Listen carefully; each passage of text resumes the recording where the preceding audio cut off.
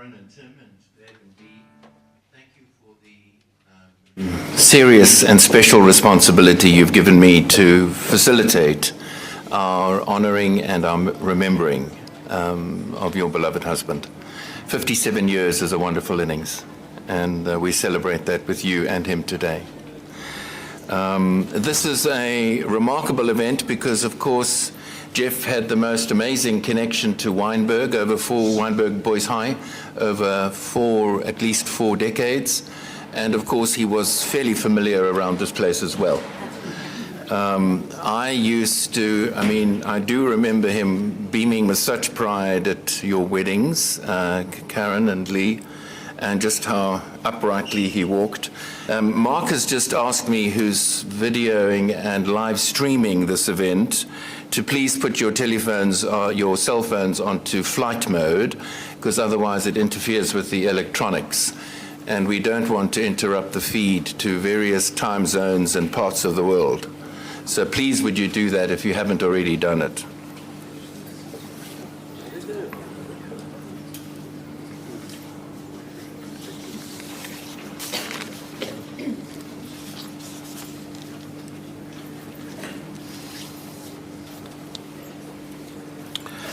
There's a remarkable photo board just down there, and of course you have the order of service, and as I understand there will be refreshments served after this service.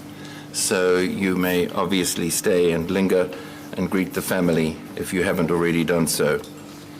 Just as we begin the service, I want to try and focus our thoughts in my welcome with some of the thoughts that maybe help us find the connection to that which outlasts our life, and the connection to that which actually enables us still to feel joy and laughter in the midst of sadness. Unfortunately, the deal we have in human life is that happiness and sadness and sorrow seem to shadow each other, and we don't get to choose, actually. Of course, we want more happiness than sorrow, but the challenge is to know how to allow the happiness that feeds our spirit to hold us together in the moments of sadness, where actually it literally feels like everything is falling apart. So that's the process that we're involved in, and I'm just going to share some thoughts. When despair for the world grows in me and I wake in the night at the least sound in fear of what my life and my children's lives may be, I go and lie down where the wood drake rests in his beauty on the water, and the great heron feeds. I come into the peace of wild things who do not tax their lives with forethought of grief. I come into the presence of still water, and I feel above me the day-blind stars waiting with their light. For a time I rest in the grace of the world, and I am free. And then the words of Plato: death is one of two things, either the absence of all being and sensation, or, and this is the common belief, the translation of the soul into another place. If it is the absence of all sensation, like a sleep untroubled by dream, then it would be a wonderful gain. If that is the nature of death, I for one count it gain. But if death is a journey to another place, what could be more heartening than this? And what would you not want to talk with old friends? And if the speculation is true, I'm willing to die many times. And then in the sacred texts, I know that my Redeemer lives, and at the end God will stand upon the earth, and I will see God with my own eyes, I and not another. We brought nothing into the world, and we take nothing out. The Lord gives, and the Lord takes away. Blessed is the name of the Lord. The thing that we remember at a memorial is that we are born alone and we die alone. And in the interim, we touch each other's lives, hearts, minds, and beings. And in those transactions, we gain in stature, we gain in hope, we gain in wisdom. So the only opportunity we have really, or the only invitation we have, is to give ourselves fully to that process. And the little bit that I know about Jeff is that he lived fully. Dying definitely was not on his watch and what he wanted, and he went into that operation believing he would come through safely. But as we know in life, we don't get to draw the cards that we're given. And the hard thing is to sometimes actually work in our protest and in our difficulty with what we get thrown at. This is the words of George Bernard Shaw. I want to be thoroughly used up when I die, for the harder I work, the more I live. I rejoice in life for its own sake. Life for me is no brief candle. It is a sort of splendid torch which I've got to hold up for the moment, and I want to make it burn brightly as possible before handing it to future generations.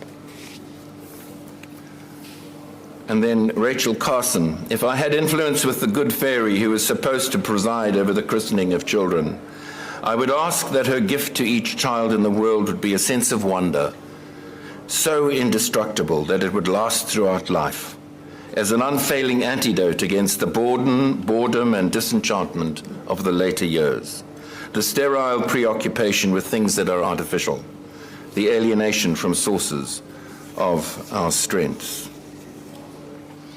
The body dies not of death, but of too much life. The pressure of the electric current in time wears out the lamp, and the lamp must be renewed. Life never tires or ages, only the form grows old. And then finally, learn to get in touch with the silence within yourself, and to know that everything in this life has a purpose. There are no mistakes or coincidences. There is no need to go to India or any place else to find peace. You will find that deep peace of silence right in your room, your garden, or even your bathtub. I'm going to ask Karen now to say the words that she has prepared.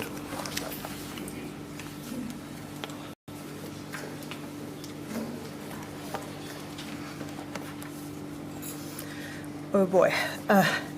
My name is Karen Sternslow, and I'm infinitely proud and grateful to say that I'm the daughter of Chef Sternslow. Ladies and gentlemen, my father was quite simply a legend. In a time when that word is overused and its meaning diluted, that is what he truly was, and I'm sure you all agree. I'm sometimes told that I am my father's daughter, and normally make a joke about our similarities, as is my way.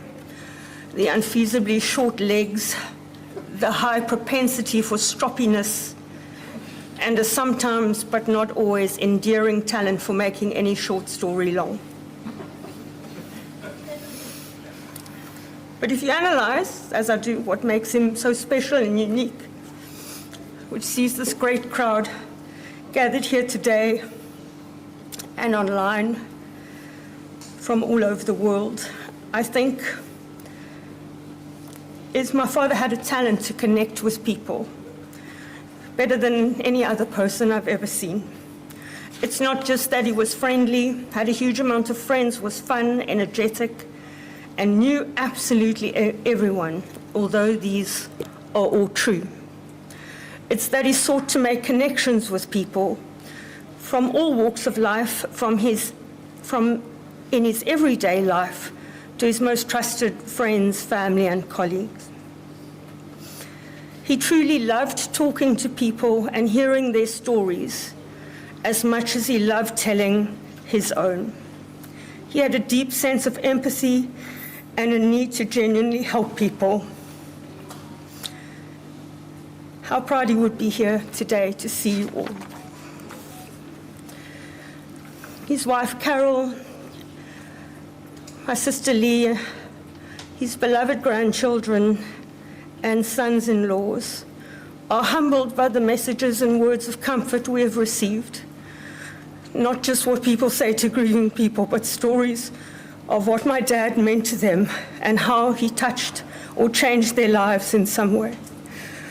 It was absolutely humbling. Dad, you leave me in awe. What a legacy. We should all wish to leave such a legacy. Not all the messages made us cry. My mom was touched to receive a bunch of flowers from NJ in Meadow Ridge, one of his happy places, And I can only think they must be reeling from the sudden loss of profits. So thoughts and prayers to them too.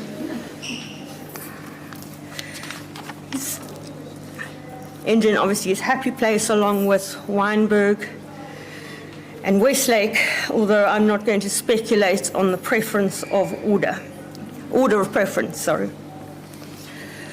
And thank you to the Wynberg Old Boys and the Westlake members and all his friends here today to give my father such friendship, fun, and a sense of pride and belonging. My sisters and I dreaded every time we had to introduce a new boyfriend to my father.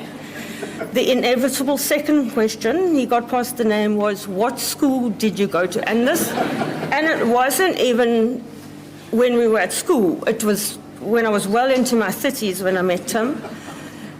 And even his very highbrow surgeon, when he was giving my dad the risk profile of the operation, was somewhat bemused to be asked, what school did you go to?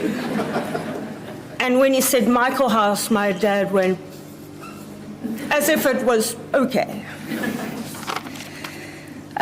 He's also a proud and dutiful and excellent father, husband and grandfather.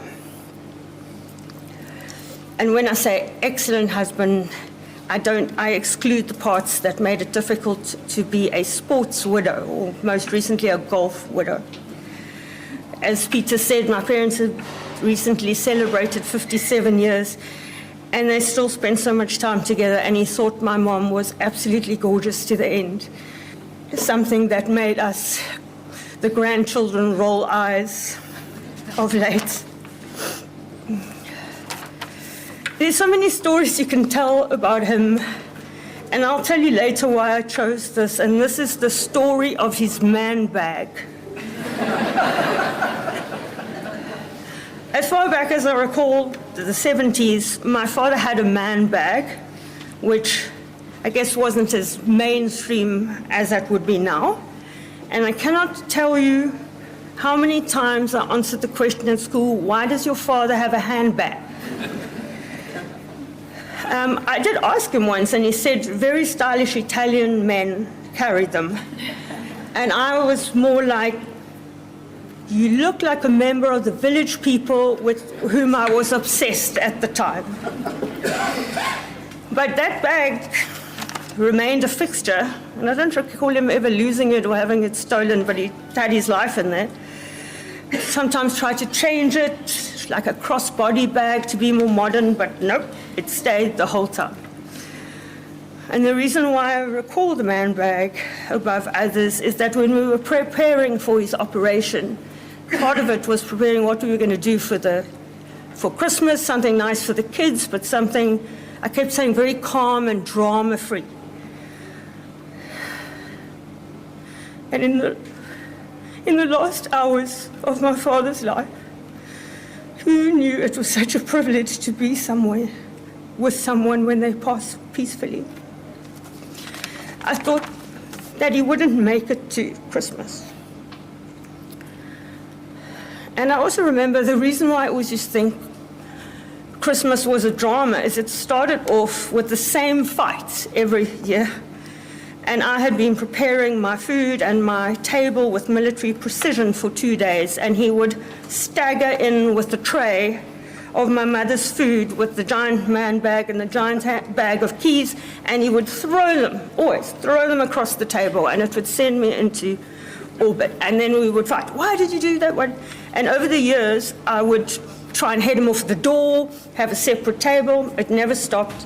And the fighting only ended when Tim would restore peace by coming and offering drinks. All I could think was, I would give anything to fight about that man bag again. I think many of you may not know this, but my father faced one of the most difficult, dangerous and painful operations ever, and he faced it with both fear and bravery. But the outcome was not what we hoped. And we found out after his operation that the path forward for him would be one of pain and suffering. So I said to my mother, this is the circle of life, and we need to let him go. He would have been miserable for a few more years of his life. So I told my dad we would be here with my mom, and that I'd had a word with my sister, Nicola, who had passed away not 3 years ago, and she would be waiting to meet him and have the party ready as only she could. I hope those circle of life words are going to be comfort to us as we face the difficulty that his physical presence, the loss of his physical presence, brings. I'm going to end with the same words I said at Nicola's funeral because I think they're equally apt here. In the end, all that matters is how you love, how you were loved, and how gently you let go of that which is no longer meant for you. Rest in peace, my daddy.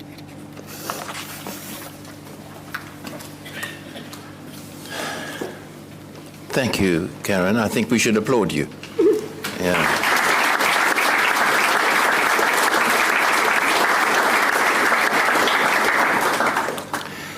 Lee, thank you for coming so far and being here for honoring your dad.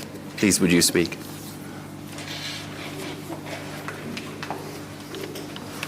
I'm not making a speech today, but I'd just like to acknowledge so many people, and I miss my dad and I miss my sister, especially today. I know that you're all here today, in spirit.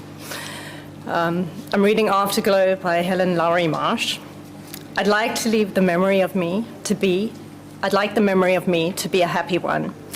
I'd like to leave an afterglow of smiles when life is done. I'd like to leave an echo whispering softly down the ways of happy times and laughing times and bright and sunny days. I'd like the tears of those who grieve to dry before the sun, of happy memories that I leave when life is done.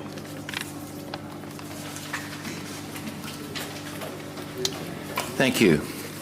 We're grateful to have some of the Weinberg talent here from the school, and they're going to be singing a song which is familiar, To Fill the World with Love, and our soloist will carry those words, and if you want to hum along with them, I'm sure you can.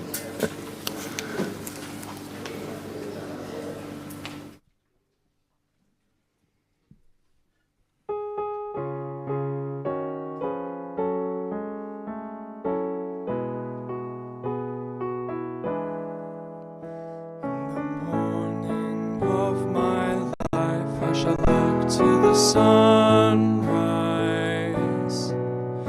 at the moment in my life when the world is new, and the blessing I shall ask is that God will grant me to be brave and strong and true, and to fill the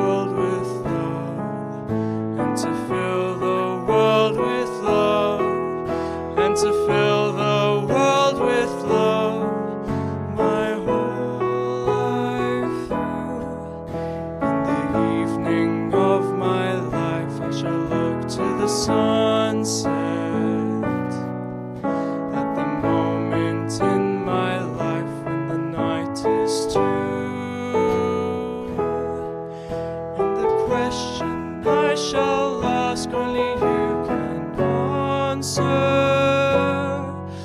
Was I brave and strong and true? Did I fill the world with love my whole life through? Did I fill the world with love? Did I fill the world with love? Did I fill the world with love my whole life through?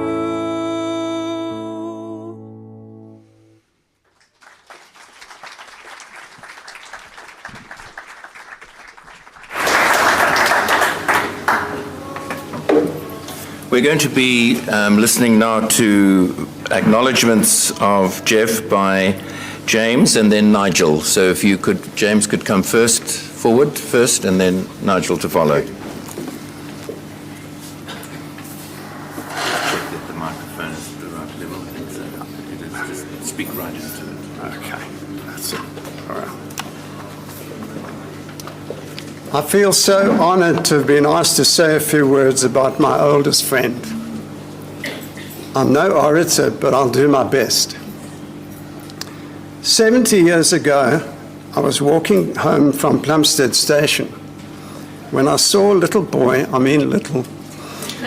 trying to retrieve a ball from a stormwater drain. I helped him lift the grid, and Jeff and I became firm friends. I'm not at all surprised to see how many of Jeff's friends are here today to celebrate his life. He was the most popular and well-known man that I've ever met. He had an amazing ability to remember names and faces. Family was everything to Jeff. He set the gold standard for dedication and pride in all of his family. A very generous man. If you gave him a bottle of wine, he gave you a case in return. We grew up together, and I was careful to maintain a height advantage, even if it was only half an inch. There were 3 guys in our little gang, Jeff, Brian, and I. We got together every afternoon after school and had a jawl round Plumstead. We had loads of fun, and there was always plenty of banter. Elvis Presley burst onto the scene and changed our lives. We grew our hair, tapered our jeans, and invested in Dayglow socks. Rock and roll was bigger than any pandemic. My father didn't approve. He wrenched me away from my delinquent friends and packed me off to Grahamstown and boarding school. Jeff and Brian felt sorry for me, so they sent me a consolation parcel, a beautiful-looking box of fruit dainties. When I opened the box, what did I find? A fairly fresh dog poo, courtesy of Gretchen, the family dachshund.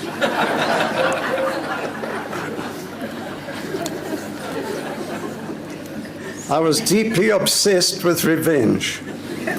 So I finally got my chance when I was asked to say a few words on his 50th birthday. It was a large, glittering black tie occasion in the de Villiers-Craft mansion on Woodbridge Island. I called him up to receive my gift, a pair of stilts. He unwrapped them, and I gave him instructions on how they should be used. The stilts had 3 heights of adjustment, and I quote what I said. The lowest slot is for looking up a rat's bottom. Slot number 2 is for adjusting the shower or answering wall phones. And finally, slot number 3 was for sex in the standing position. Well, I thought the roof was going to fall in. The audience loved it. Jeff told me that for months afterwards, whenever he visited a factory, all the machines would stop and they chirped him, "You've been using those stilts again?" Jeff could take a tease. In fact, he loved it. Thank goodness I was at least half an inch taller than him, and boy, did I rub it in. Other gifts that I made for him over the years included a periscope on his 60th. That was for going to the rugby, and I couldn't see over their heads. A squash racket with a 2-meter-long handle, and a gilded pair of high-heeled shoes. We had such fun together. I will miss him terribly, as I don't know anyone else shorter than me now to tease. Jeff was a natural leader and a brilliant organizer.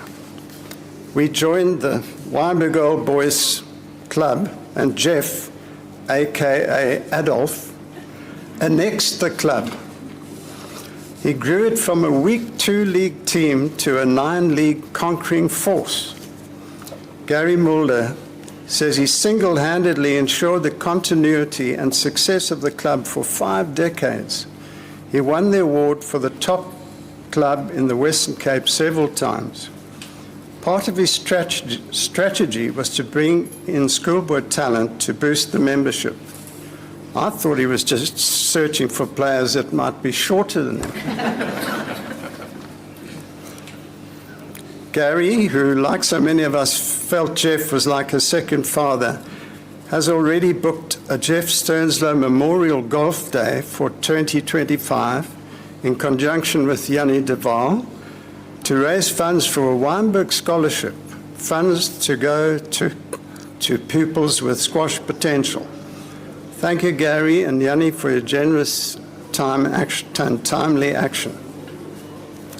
Now back to our game. One September holiday, we went camping in a tent to the Ceres pine forest. It rained every day, and all we could do was sit in the tent and smoke. We were about 13, I think. This could explain our arrested development.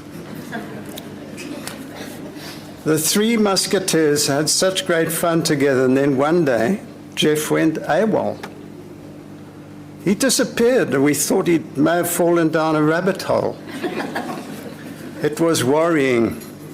However, he finally reappeared with a petite blonde named Carol, and we realized we'd been relegated. They were going steady at about age 14 and have been devoted to each other for more than 60 years. Carol had met her tall, dark, and handsome partner. Well, 1 out of 3 is not bad, is it? I'm proud to have been his friend. We went through the rites of passage together. I used to brag about the fact that I taught Jeff to drive. But since he recently drove into the arrestor bed on Solari's Pass, I don't boast about it anymore. I feel a huge sense of loss, as if my adolescent years have been erased. But this is nothing compared to what the Sternslow family must be feeling, and I wish them strength to get them through it. Thank you.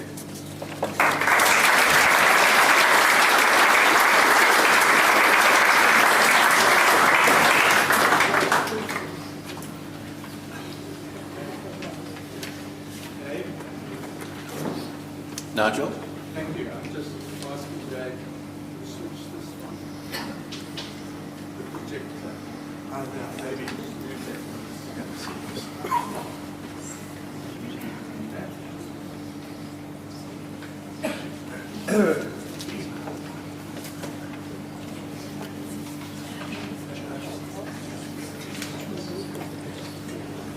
Just speak right into the mic. I certainly will. And is that the right height? Yep. Yeah, that's about right. Sorry, let me just set up here. See, Jim, technology. No notes. Oh, good, thanks. Hi. In the program, it says a few words by Nigel Martindale. If anybody can say words about Jeff in a few, they're much better than me. I've had to hack my speech in half and then probably another third, but I'll do my best. Must have been the mid-1990s when I first met Jeff. At the time, I was the managing director of a small manufacturing company, mainly making industrial sewing threads, selling those to clothing, footwear, and automotive industries. For whatever reason, I needed a new sales director. So I said to my production director, Ian Dorrington, who's sitting somewhere here, but he's shorter than Jeff, so he might be tough to spot. I said, there. Jeff would have said that, wouldn't he? But he said he knew this guy, Jeff Sternslow, really well. He had worked with him since the 1980s in various companies. He knew all the customers, could easily do the job, and was worth interviewing. So I set up an interview. I interviewed Jeff, but it wasn't really a traditional interview. Normally, you sit across from the applicant, look through his CV, and you ask a couple of searching questions. Of course, Jeff didn't bring a CV, but it didn't matter because I know he could do the job. What we really did was we circled metaphorically like fighters in a ring. And we only had one thought in our minds: can I actually work with this guy for an extended period of time? And in the end, after a few minutes, we shook hands. I said, see you Monday. And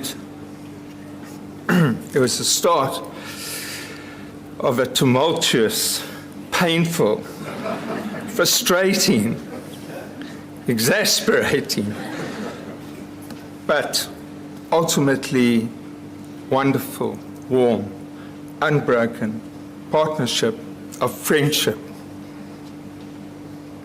and trust for all the years we were together in the company.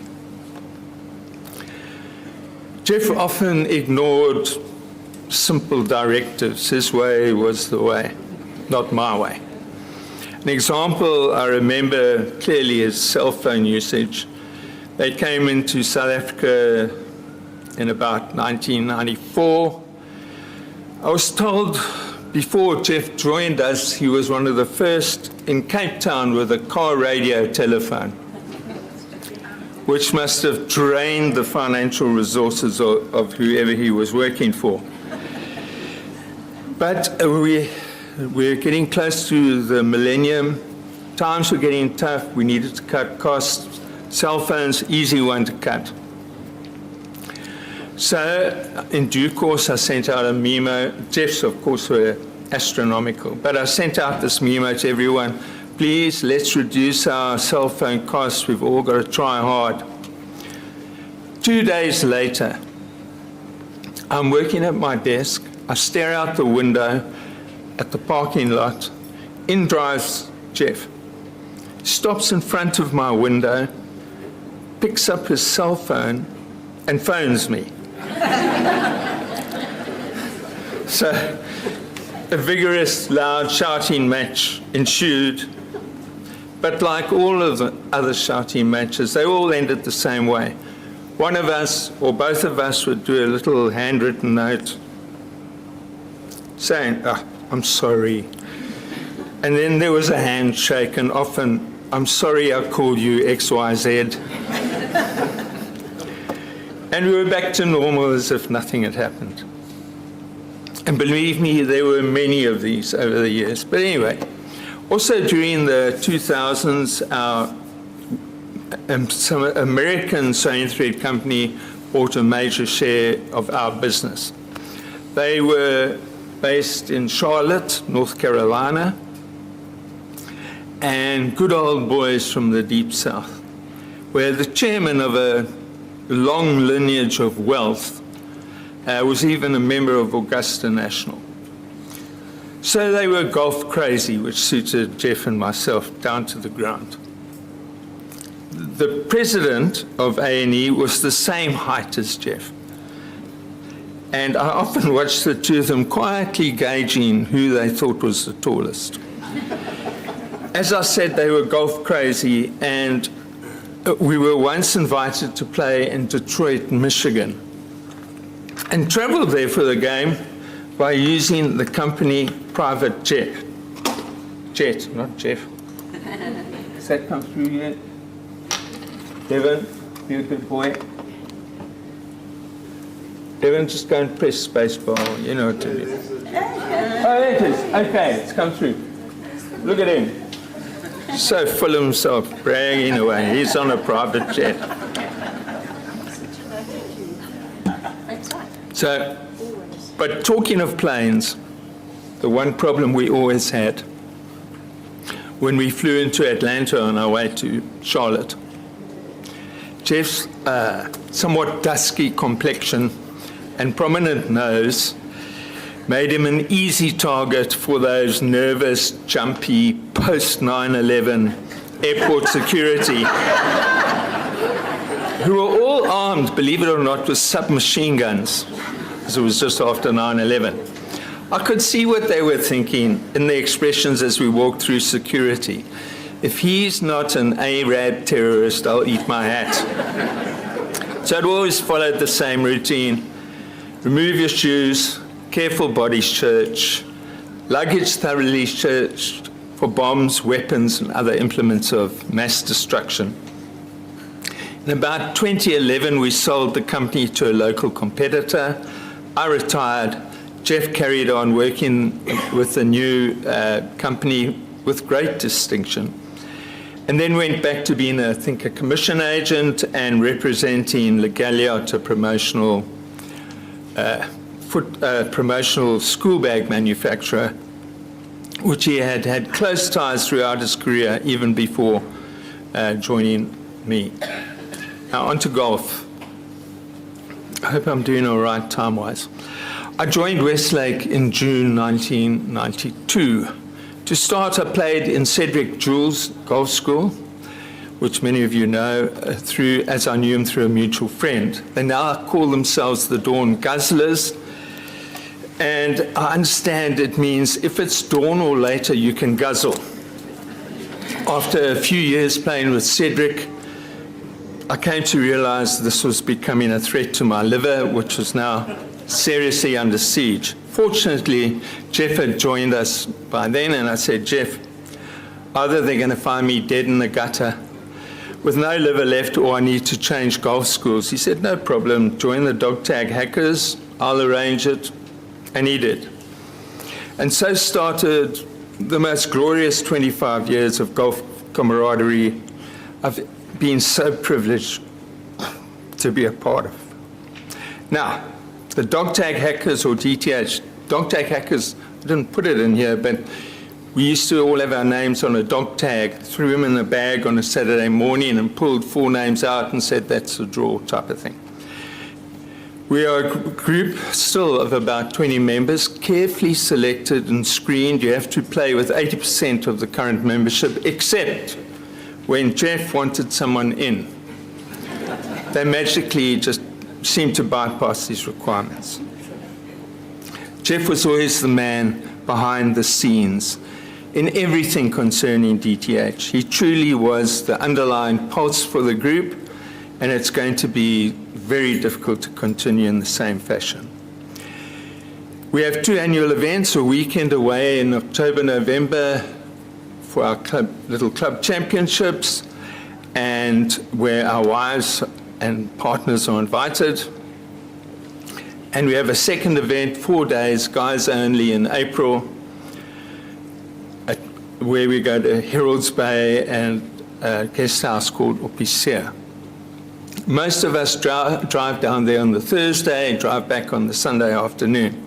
One year, the unfortunate passengers with Jeff, who always drove, being, in his words, a knight of the road, were Panda Williams and a young, fresh-faced Jason Horn, probably the first time he's been away from his mommy for 4 days. Anyway, they stopped for breakfast at the Blue Crane just outside Heidelberg. It was a welcome relief to Panda and Jason because Jeff's favorite CD of the time was the Black Eyed Peas, which he insisted at playing at full volume. But Jeff had forgotten something in his bag, and he took it out of the boot, removed whatever he needed, and roughly threw his bag back in the boot. When they finally arrived at Oppiceer and removed their bags containing their clean and pressed golf kit for the weekend, Panda and Jason found to their dismay that 2 bottles of red wine had smashed when Jeff roughly threw his bag back in the boot, resulting in red wine-stained golf kits. Typically, Jeff said it was their fault for putting their bags under his. A memorable end-of-the-year weekend was held in Montague back in 2002.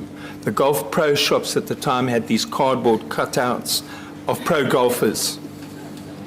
One in our pro shop was one of the slightly shorter ones, and I borrowed it, took it away, and printed Jeff's face on it. Have we got it there? All right. This image I planted halfway down the first fairway, and when the caddies saw me doing the photo shoot with Jeff, they were completely amazed that pros had come to play in Montague. Until Jeff's tee shot, of course, when they started to realize all was not quite what it seemed. Another tradition with DTH is that everyone is given an appropriate nickname.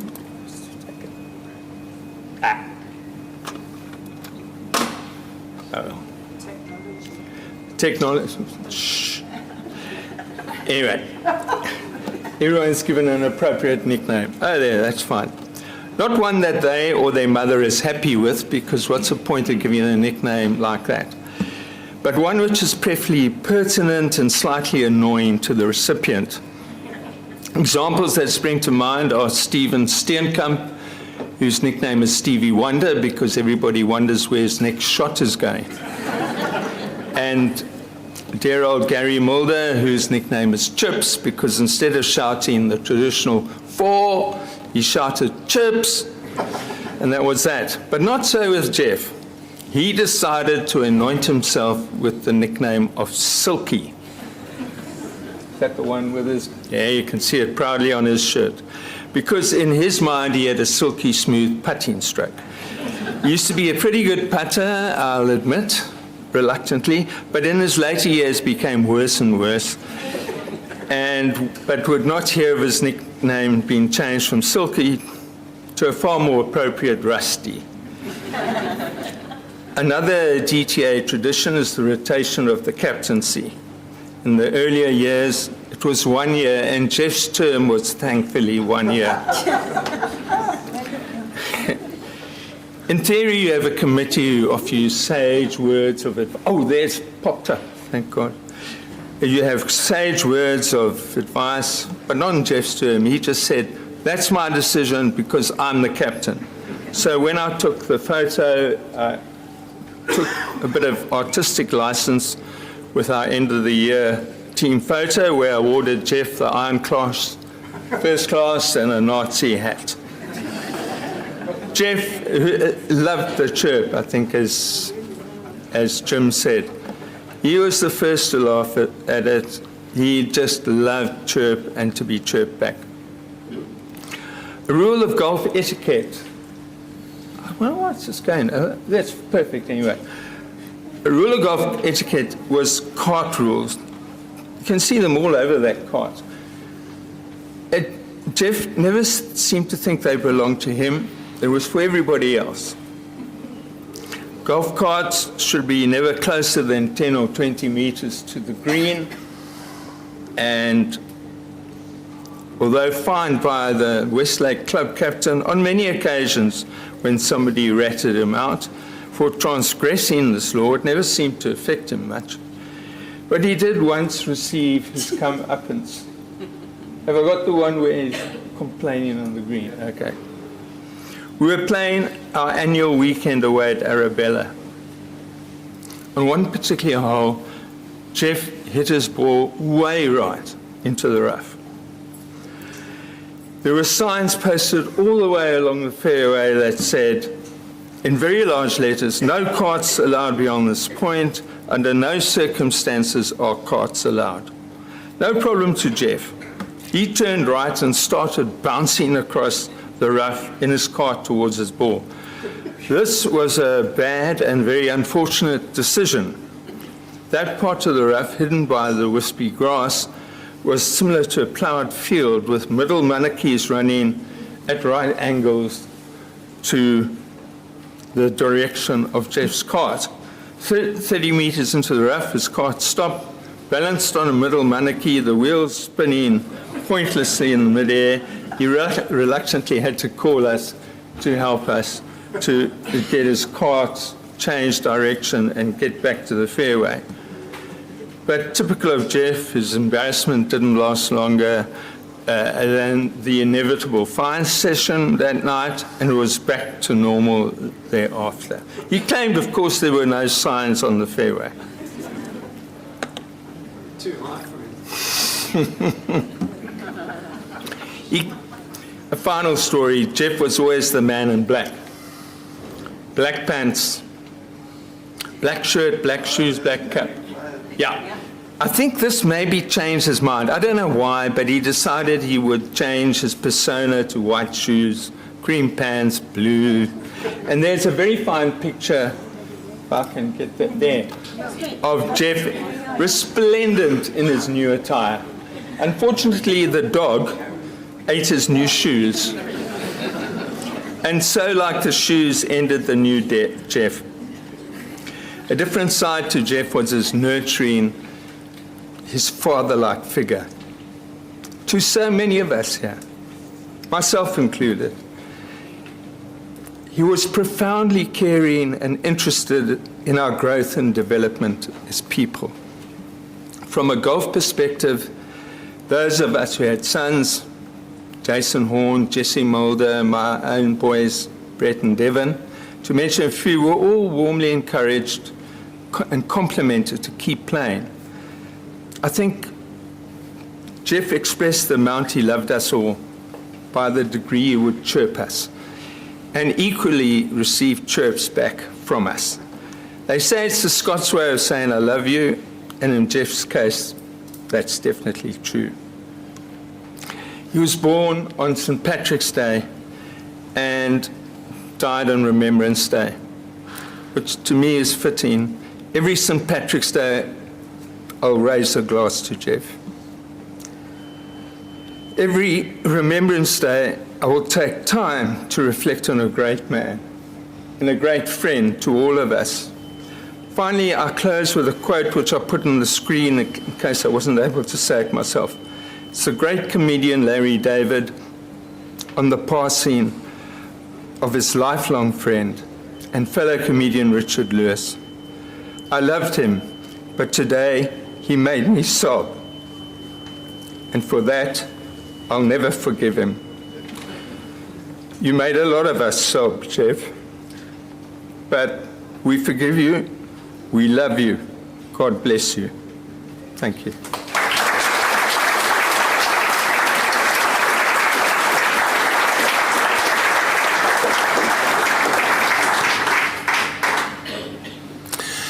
James and Nigel, thank you for your words, just capturing something of the essence of Jeff and just making him very present to us all as we hear what you brought.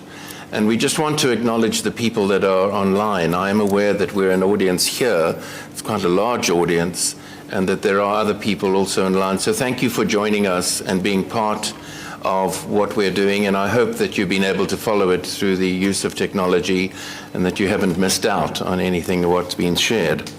And thank you if you actually are in the middle of the night somewhere as you're listening to this.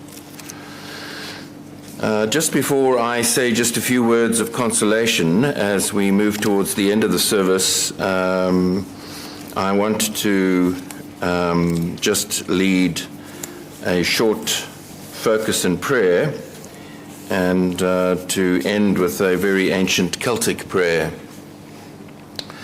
Mother, Father, God of all that is, God of consolation, in your unending love and mercy, you turn the darkness of death into the dawn of new life.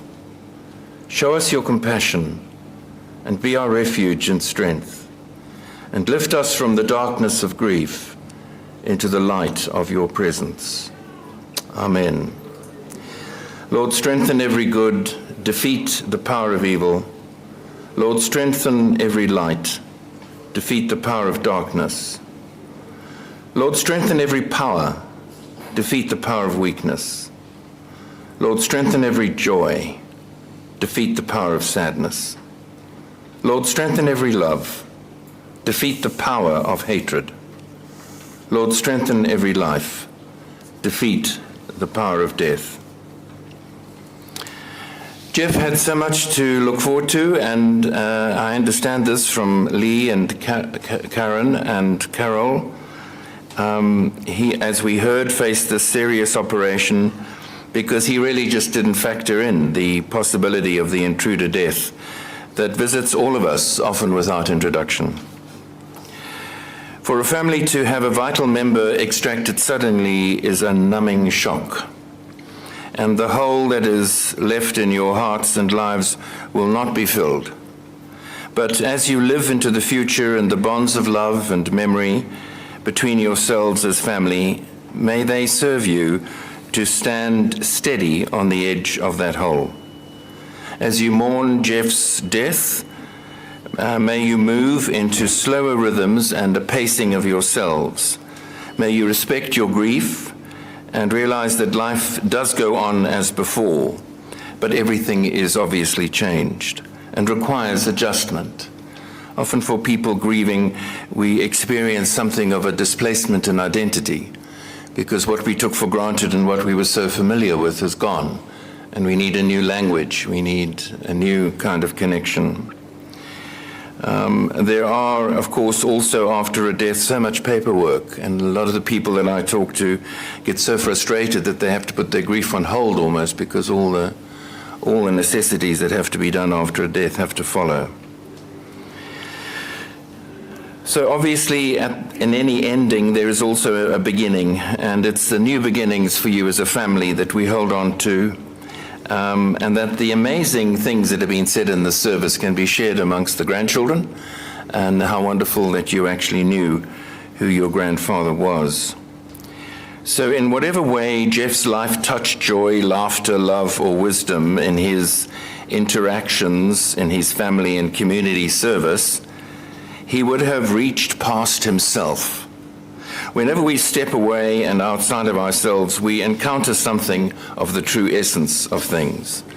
And the lovely things that have been said by family and friends just show the genius for friendship that this man had, and this capacity to get past himself, and to also be able to laugh at himself and to take himself lightly.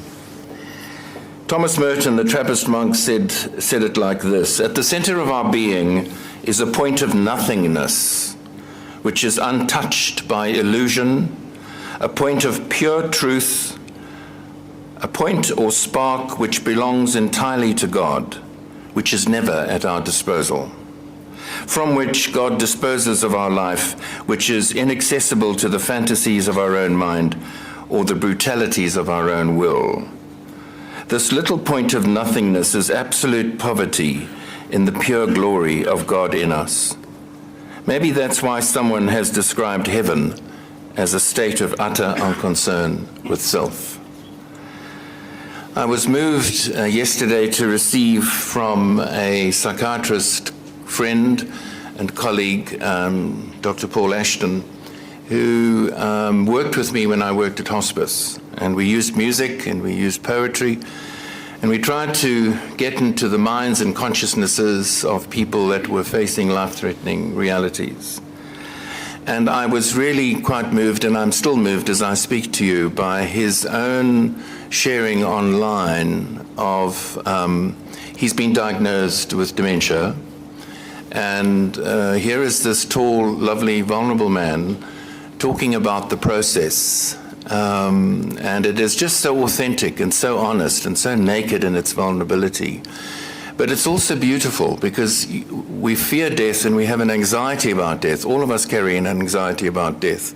But there's something that comes through Paul's sharing of his experience, which is just deeply, deeply touching and deeply triumphant. And I just have been amazed at the way in which he's been able to stand in what is obviously a threatening storm. And he quotes the poem by D.H. Lawrence, "Are you willing to be sponged out, erased, cancelled, made nothing, dipped into oblivion? If not, you will never really change." So there is wisdom in those words, and I think simply it just means we need to empty ourselves of ourselves. And what that process involves is something that is unique to each of us. It's not a case of one size fits all, but that's the journey. We've got to face that angel of death and push through to the other side. So, Carol, Karen, and Lee, as you mourn, please understand it's a slow, laborious task. It's never over, but it will be endured and managed. As we have heard in this service, joy and laughter can break through after and as time passes. So please honor Jeff and your grieving and give it the space and time that it needs as you engage life without Jeff and his energy and presence. So I end with these words. I believe in death. I believe that it is part of life. I believe that we're born to die, and to die that we may live more fully. We're born to die a little each day, to selfishness, to pretense, to sin. I believe that every time we pass from one stage of life to another, something in us dies, and something new is born. I believe we taste death in moments of loneliness, rejection, sorrow, disappointment, and failure. I believe that we are dying before our time when we live in bitterness, hatred, or isolation. And I believe that each day we are creating our own death by the way that we live. For those in faith with life and love, as was Jeff, death is not the extinguishing of the light. It is the putting out of the lamp, simply because the dawn has come. Thank you, and could I ask you now, please, to stand.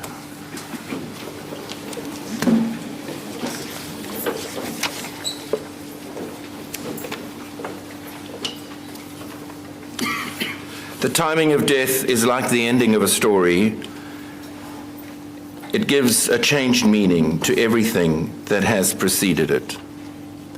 In the rising of the sun and its going down, we shall remember you, Jeffrey. In the blowing of the wind and in the chill of winter, we choose to remember you. In the opening of buds and in the rebirth of spring, we shall remember you. In the blueness of the sky and in the warmth of summer, we remember you. In the rustling of leaves and the beauty of autumn, we shall remember you.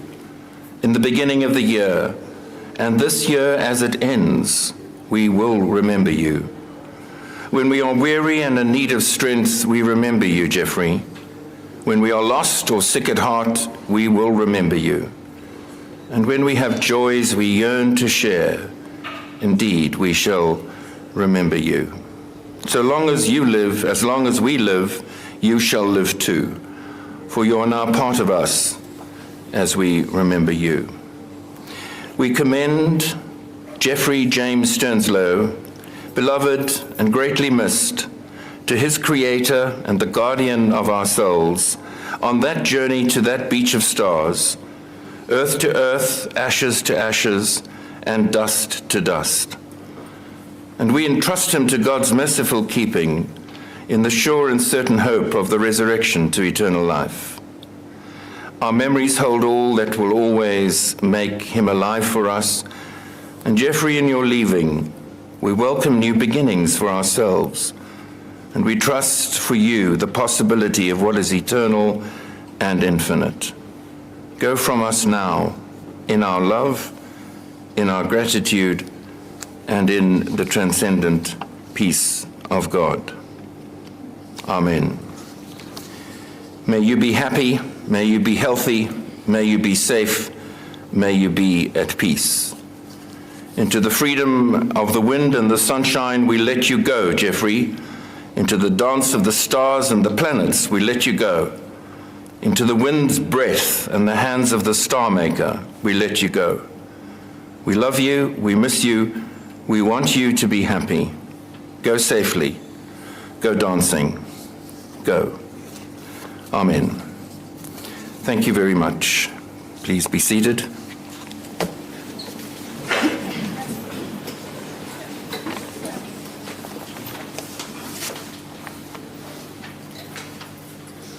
Carol, please.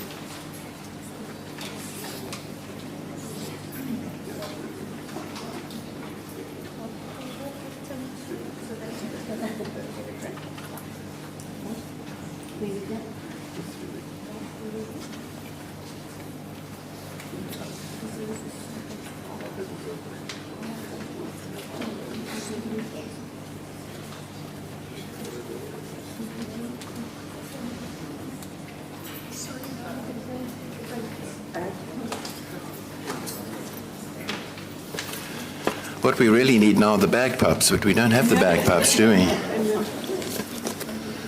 Bagpipes on holiday. Bagpipes are on holiday, yeah. Do you want to give any instructions to anybody? No. Yeah. Can everyone join for a drink at the bar? And then we can snack here.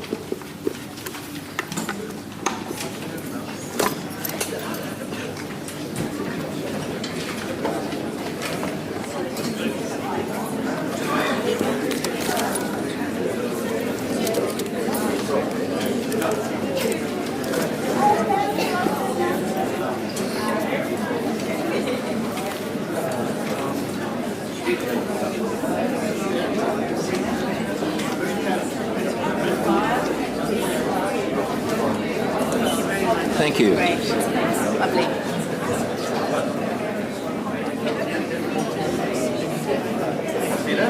That was magic. Thank you. Thank you very much. Was it a little poem then? Yes. Come up with a word? Yes, it's yes, there it is. Karen was, it's Ruth Burgess. It's a poem by Ruth Burgess. You're welcome to take a picture of it. Thank you. You've got your phone.